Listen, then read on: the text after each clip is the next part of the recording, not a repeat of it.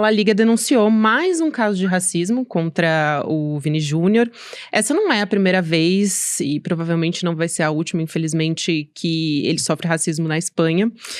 E, bom, só em 2021 foram mais de 10 denúncias que não resultaram em punição. A gente teve, na verdade, algumas punições da justiça espanhola e não esportiva, né? Prisão de suspeitos, afastamento de VAR, etc. Eu queria começar a nossa conversa te perguntando por que esses casos, eles continuam se repetindo, não só contra o Vini Júnior, mas ele é um caso bastante emblemático de como isso é recorrente, para a gente começar a nossa conversa.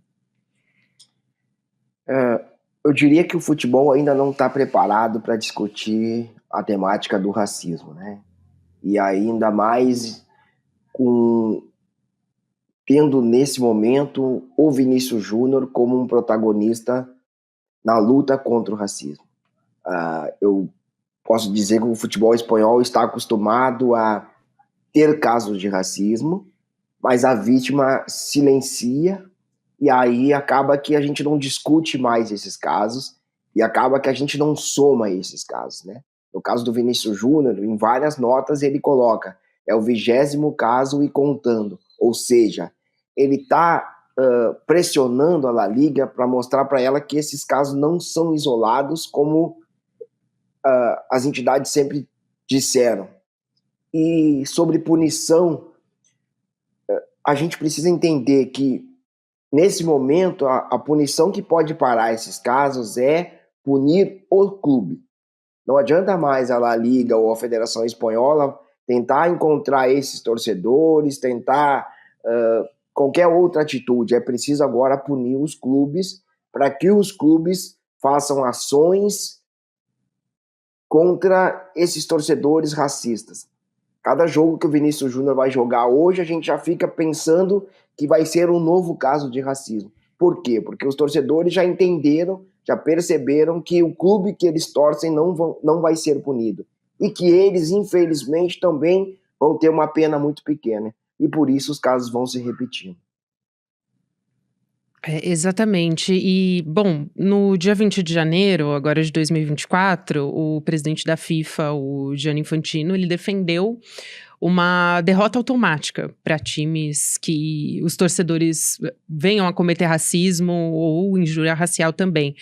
Eu queria perguntar se, quando a gente está falando dessa punição, se essa seria uma posição a contento que você defenderia, se você considera que ela seria mais severa. Como é que você avalia essa declaração do presidente da FIFA?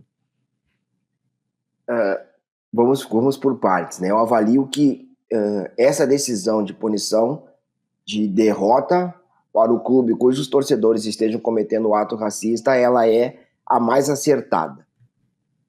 Por quê? Porque aí a gente vai começar a ter outros torcedores e os clubes pensando na prevenção. Ou seja, vai estar todo mundo preocupado para que esses atos não se repitam. E mais do que isso, esses torcedores racistas vão se sentir acuados para não repetir o racismo dentro do estádio de futebol. Sobre a declaração do presidente, ela é uma declaração que ele disse que ele pensa que essa seja a melhor atitude a ser tomada, mas ele não pensou na implantação dessa punição. Ou seja, foi mais ou menos um jogar para a torcida. Por quê? Porque isso dificilmente vai acontecer de fato. E além disso, né, eu acho que dificilmente vai acontecer de fato, mas ele também não levou isso para dentro do conselho da FIFA para isso ser aprovado, né? Então eu penso que a melhor atitude seja essa, mas ele, como presidente da FIFA, ele pode tomar essa decisão, não de fazer isso pelo macanetaço, né?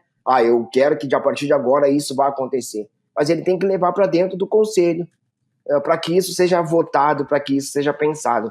Naquele momento foi uma declaração de, poxa, que pena que as coisas estão acontecendo novamente, quem sabe se... Não, nós já passamos do momento de quem sabe ser. É preciso que algo aconteça, é preciso que alguém pense em fazer essa atitude acontecer de fato, e é ele que pode fazer com que isso seja implementado. Marcelo, porque entra ano, sai ano, a gente já espera que esses casos vão se repetir. A gente sabe que vai acontecer esse ano de novo. A gente vai ter competição internacional, Libertadores vem aí, enfim, todo ano é igual, né? A gente vê algumas punições, multas, e aí a gente tem casos diversos também.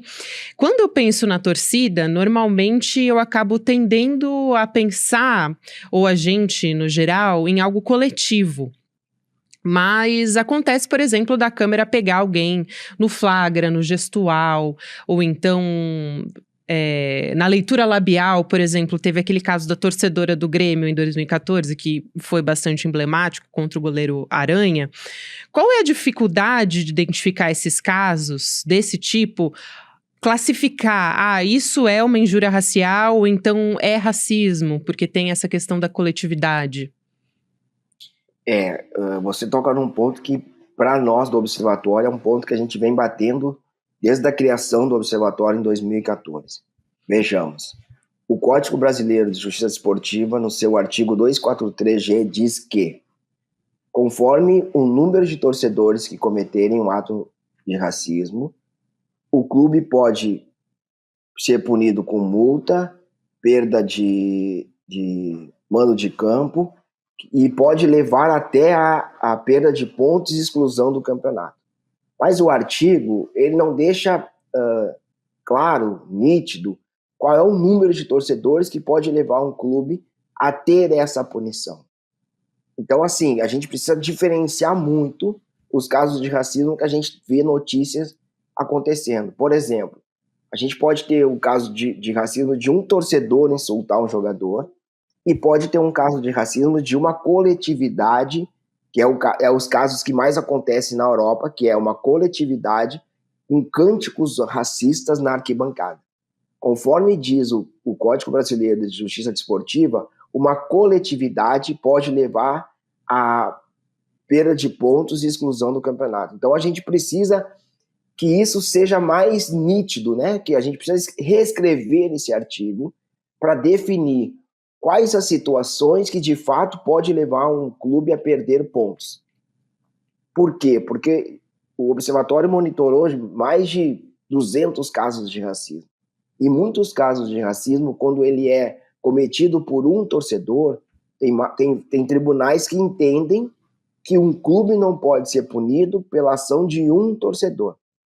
Então, do jeito que está hoje definido, eu estou falando de Brasil, do jeito que está definido hoje no Brasil, a gente vai ter sempre o julgamento